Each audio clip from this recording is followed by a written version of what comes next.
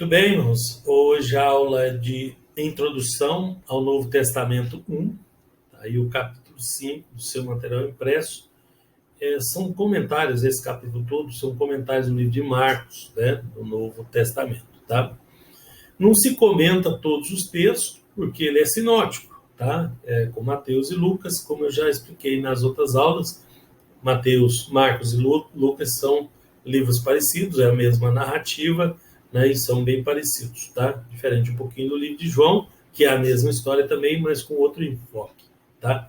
E muitas partes aí já foram comentadas aí no livro anterior, né? Muitas partes que tem aí. Mas mesmo assim, algumas coisas merecem a nossa atenção aqui no livro de Marcos, tá? Primeiro sobre João Batista, né? O profeta Isaías e Malaquias predisseram a vinda do mensageiro de Deus, né? João Batista, para fazer a preparação que João Batista tinha, né, como ministério, era uma apresentação formal do Messias para os judeus, tá? Então isso aqui ficou bem mais claro lá no livro de Mateus por isso, tá? Porque era uma apresentação oficial, né, a Israel como o Salvador, como o Messias, como o esperado, o enviado de Deus. Então, o batismo de João não era só uma purificação religiosa, como alguns pensam, mas era um símbolo da conversão, tá? Muitas pessoas tratam o batismo como uma purificação, mas não era, né? Ele era diferente da purificação que se fazia no templo, por exemplo, tá? Ele era um símbolo da morte e ressurreição. Então, o pecador morria para o mundo, nasce de novo, né? Ele era um símbolo da verdadeira conversão, tá? Como vários símbolos que tinha lá no Velho Testamento, esse aí era um dos símbolos, né? Então, o João Batista teve um papel importantíssimo, né, aí na apresentação né, do Cristo, do Salvador para os judeus, tá? Para o mundo, na verdade, tá? E agora Marcos está apresentando para os romanos, por exemplo, tá? O batismo de Jesus, né, que está aí no capítulo 1, o batismo simboliza a imersão, né, morte e ressurreição. Por isso que não é conveniente batismo por aspersão, porque o batismo para nós não é uma simbologia outra, é uma simbologia da salvação, onde a pessoa morre e ressuscita, né? Morre para o pecado, ressuscita, nova criatura e por aí vai. Então, ele é um símbolo. Então, Jesus é batizado por imersão no Rio Jordão, tá? Então, Jesus não tinha necessidade de batismo, tá? De arrependimento, porque ele não tinha pecado, né? Nós sabemos, através da Bíblia, que todas as outras pessoas pecaram. O único que não teve pecado foi Jesus, o Filho de Deus, tá? Então, o seu batismo, no sentido representativo de arrependimento, né, não tinha, mas ele fez aquilo, ele explicou que era para cumprir com toda a justiça e servir de exemplo para nós, tá? No caso dos pecadores, sim, né, representa o arrependimento, o batismo representa o arrependimento e a salvação desses pecadores, tá? Além de servir de demonstração oficial de que o pecado, de como o pecado deve agir para iniciar, né, o pecador, desculpem, deve agir para iniciar a sua fé, a sua caminhada cristã, tá? Bom, o salário do pecado é a morte, né? Romanos 6:23. Então, Jesus morreu 2 vezes, né? No batismo ele morreu uma morte simbólica, né? E pelos nossos pecados, por isso que é o salário do pecado. Como ele não tinha pecado, ele morreu pelos nossos, tá? Uma vez no batismo, simbolicamente, e outra vez na cruz, a morte real, quando derramou o seu sangue para salvar os pecadores arrependidos. No caso dos pecadores, tinha mais o símbolo do arrependimento, tá? A transferência desses pecados aí foi mencionado tipologicamente, né, em um tipo que é algo que representa, né, lá no Velho Testamento. Então, o Velho Testamento está cheio de tipos, né, que vão se cumprir aqui, como um antítipo aqui no Novo Testamento, tá? Esse, por exemplo, está lá em Levítico, capítulo 16, verso 22, onde o bode vivo vai levar sobre si todas as iniquidades deles, né? A transferência dos pecados do pecador para o bode vivo lá né? Então, Jesus, como um antítipo daquele bode, recebeu, na hora que foi batizado por João, no Jordão, de forma oficial, a missão de levar os pecados da humanidade, né, para o esquecimento, tá? E ele, então, completou, literalmente, a missão morrendo na cruz. Então, essa missão tinha vários símbolos, várias coisas para se considerar, tá? E Jesus cumpriu na sua missão todos os requisitos necessários que precisavam ser cumpridos ali, tá? Na página 148, né, Jesus é tentado antes de iniciar o seu ministério, né? Ele teve um encontro com o Espírito Santo e outro encontro com o diabo, né? Antes de iniciar seu ministério. No momento do batismo, ele teve um momento com o Espírito Santo, um encontro ali, e logo em seguida, tá, ele foi provado, foi tentado pelo diabo também para servir de referência e de aprendizado para nós de como o inimigo agiria nas circunstâncias, né? Então, essa prova aí, né, é a prova real da chamada divina, conforme ocorre da mesma forma com os discípulos, né? Precisa ter um encontro com Deus e outro encontro com o diabo para saber se está pronto para exercer o ministério aí, ou seja, precisa ser provado, né? Bom, na página 149, vamos pular aqui um pedaço, né? Um pedacinho. E no sábado, no final aí, o sábado foi estabelecido por causa do homem, e não o homem por causa do sábado. Então, o sábado é outro tipo, outra tipologia. Foi feito um pacto de Deus com o povo de Israel, né? Em que eles guardariam o sábado. Isso para servir de tipo também, para servir de alegoria, né, para nós, porque Jesus é o nosso sábado. O sábado, na verdade, não é um dia. Colocaram o nome no dia de sábado por causa do Shabá, que é o descanso. Então, ele estava falando de descanso, não o dia do descanso, né? Então, ele exemplificou como um dia, lá no Velho Testamento, onde os judeus deveriam guardar esse dia para saber que quando viesse o descanso, eles iam saber que o descanso dos judeus era, né, o Shabá. E quem é o Shabá? A própria Bíblia explica que Jesus é o nosso sábado, né? E ele mesmo, para exemplificar isso, ele falou que ele era Senhor do sábado, tá? Em Mateus, capítulo 12, versículo 8, né? Ele falou que o Filho do Homem também é Senhor do sábado. Também ele permitiu que ao sábado os sacerdotes lá, os seus discípulos, desculpe, fazia trabalhos e coisas que não se podia fazer no sábado, demonstrando assim que aquele sábado, exemplo, alegoria, já tinha acabado. Agora, ele é o nosso descanso, ele é o sábado, tá? Então, o acordo de Deus com Israel não envolve a igreja. Nós vivemos na época da igreja. O sábado, como dia de descanso, faz parte do descanso, do concerto de Deus com Israel, né, com os judeus, mas para servir de alegoria, né? Até para hoje, né, não precisa mais. O judeu que aceitar Jesus, ele passa a ser igreja e o Jesus já é o sábado dele. Não, mas os judeus que não aceitou, aí, então eles se obrigam a estar debaixo da lei. Mas esse negócio de ficar debaixo da lei é muito estranho agora, porque agora nem tem jeito mais. O povo de Israel, para vocês terem uma ideia, cessou o sacrifício de animais, porque grande parte da alegoria da salvação em Cristo vem daquele sacrifício de animais. E aquele sacrifício cessou no ano 70 da era cristã, quando os romanos destruíram o templo. Os judeus não fizeram mais sacrifício, nem depois que Herodes tinha reconstruído esse templo aí, já não estava, né, do jeito que precisava, e no ano 70 cessou totalmente, né, o templo de Herodes foi destruído, cessou totalmente esse sacrifício de animais. E hoje não tem mais sacrifício, mesmo porque não tem templo. Mas não era só no templo, né? Deus tinha, eles foram para a Babilônia, foram para outros lugares, mas não tinha que parar, né? Então, se não tem mais sacrifício, então uma parte da lei vai ficar faltando. E a Bíblia fala que quem quiser cumprir a lei tem que cumprir toda a lei, porque senão ele é culpado de toda a lei, né? Então, voltando para o sábado, né? Se alguém quiser cumprir o sábado, descansar no sábado, sabe o que diz lá o versículo seguinte? que aquele que não guardasse o sábado tinha que ser apedrejado até a morte.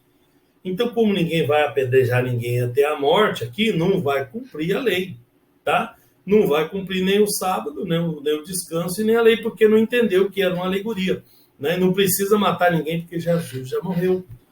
Não precisa guardar o dia porque Jesus é o nosso sábado, tá? Então, é nesse aspecto aí que nós mostramos o sábado aí, tá? Em Mateus 12, verso 5, né?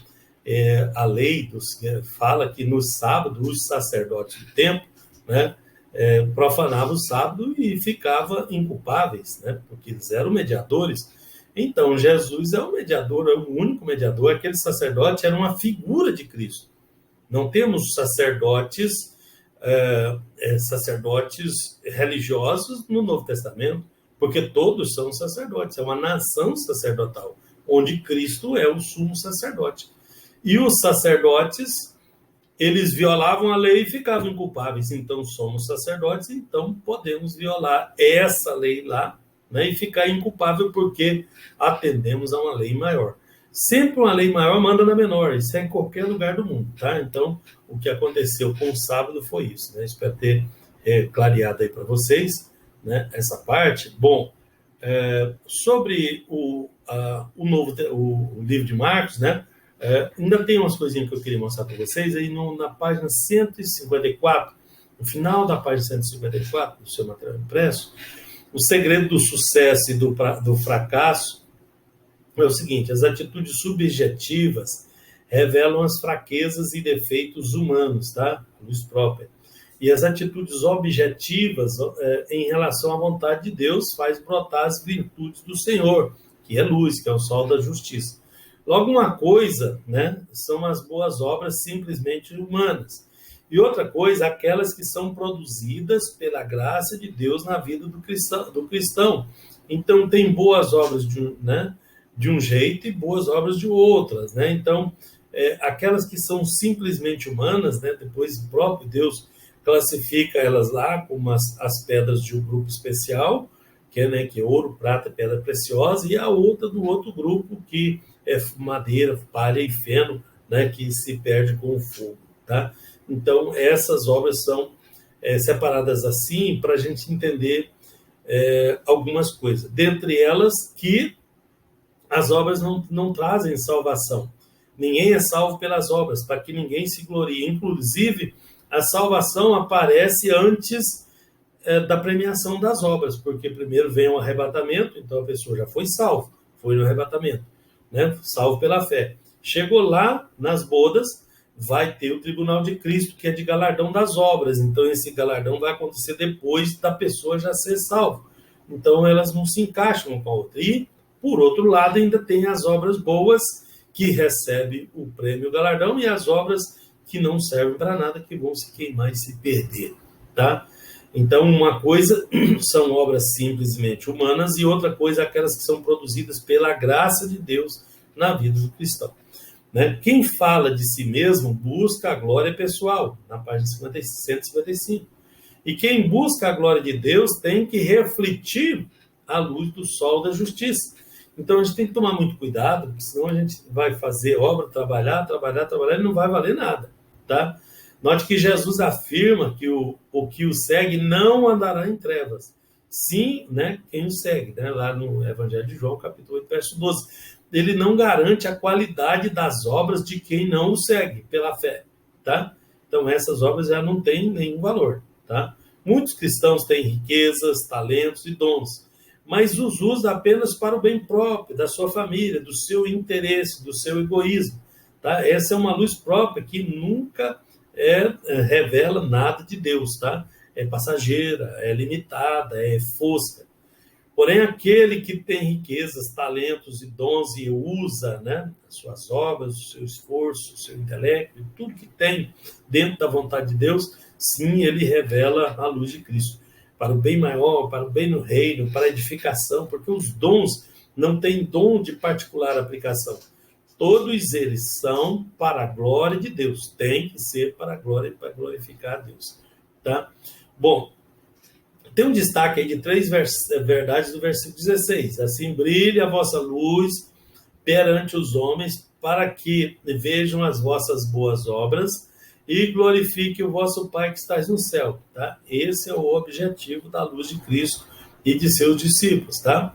Que a luz brilhe, porque quando fala de brilho, de luz, a pessoa já fica pensando naquele holofote humano, naquela, né? Nós estamos falando de obras espirituais, a pessoa não é nem notada, né? O mais simplesinho da igreja, que mais ora lá, ninguém nem vê, mas é aquela luz lá que brilha, né? E glorifica o Pai que está no céu e que atende ao anseio e à expectativa de Deus, né? Esse é o objetivo da luz de Cristo e não da luz humana, né? A luz humana costuma ofuscar isso, muitas pessoas não conseguem perceber isso, tá? Na 156, né, tem a parábola da semente, tá? E ele entende que a semente, né, o Boyer, né, que é o escritor que foi citado aí, que a igreja, a semente é a igreja, né, espalhada na terra, de acordo com a visão, né, a palavra de Deus na vida do cristão é também uma semente que vai produzir frutos aí adiante, tá? Sem lançar semente e sem cuidar dela, não haverá colheita. Ler, estudar a Bíblia não isenta o cristão de semear semente nos solos dos corações alheios, porque não somos egoístas e não temos que salvar só nós mesmos, nós temos que semear essa semente nos outros corações, porque só haverá boa colheita se ocorrer uma semeadura cuidadosa, né? E o cuidado necessário com as plantas, porque além de semear, você ainda tem que ir lá tirar a erva daninha, você tem que ir lá dar uma aguadinha, levar a palavra, levar o apoio, levar o aconselhamento. Isso é a lei da semeadura, tá? Em consequência, então, quem lê, estuda e não semeia, erra por não semear, né? Aprende, estuda e tal, prega nas igrejas, mas não semeia, né? Não semeia, não vai atrás. Quem insiste em semear sem ler, sem entender, sem se preparar, certamente erra, porque ele vai semear sementes estranhas ao reino de Deus, tá? Então, quem não lê nem estuda, né? Ou faz insuficiente, não pode semear, e se o fizer, certamente vai levar uma semente inadequada. Por isso que vocês estão aí, estudando, se esforçando. Na 157, na página 157, é desse tipo de atitude que surge o joio no meio do trigo, né? As heresias no meio dos conceitos divinos, tá? Por isso o cristão fiel a Deus, ele sempre trabalha com o evangelho, mas ele nunca trabalha o evangelho, ele não pode mudá-lo, né? É melhor perder um minuto na vida do que a vida num minuto, tá? Então perde um tempinho aí, né? Se é que a pessoa acha que isso é perda de tempo, estudando, aprendendo, né? Se debruçando sobre a palavra de Deus, porque é nisso daí que vai firmar finalmente a fé, que vai resolver realmente os problemas, porque nós de nós mesmos não podemos nada, não podemos fazer nada, então nós temos que aprender a palavra, aprender de Deus, aprender a louvar, aprender a adorar. A adoração é uma coisa muito grande no meio do povo de Deus e deveria ser melhor observada, tá? Bom, lá no finalzinho, na página 168, né, vai falar da grande comissão. Poderíamos terminar esse comentário do Evangelho de Marcos sem colocar essa grande comissão aí, tá? Que é quando o Senhor envia os servos, ide por todo mundo, tá? Os Evangelhos de Mateus e Marcos são sinóticos, incluindo Lucas, né? Portanto, o conteúdo é semelhante, muitos paralelos, interessantes, né? Alguns detalhes se complementam. O estudo é elaborado aí em argumentos, importante em doutrina, poderoso em orientação para a vida prática e útil para a vida eterna e o ministério. Para Jesus, pregar o evangelho, né, e não fazer milagres seria um fracasso, né? Mas ele os fez, né? Fazer milagre e não pregar a mensagem da salvação seria uma derrota, mas ele pregou. Pregar a salvação e não morrer como cordeiro de Deus, né, que tira o pecado do mundo, seria um ministério falido, porque o objetivo era esse, e ele cumpriu, ele morreu e cumpriu com esse objetivo.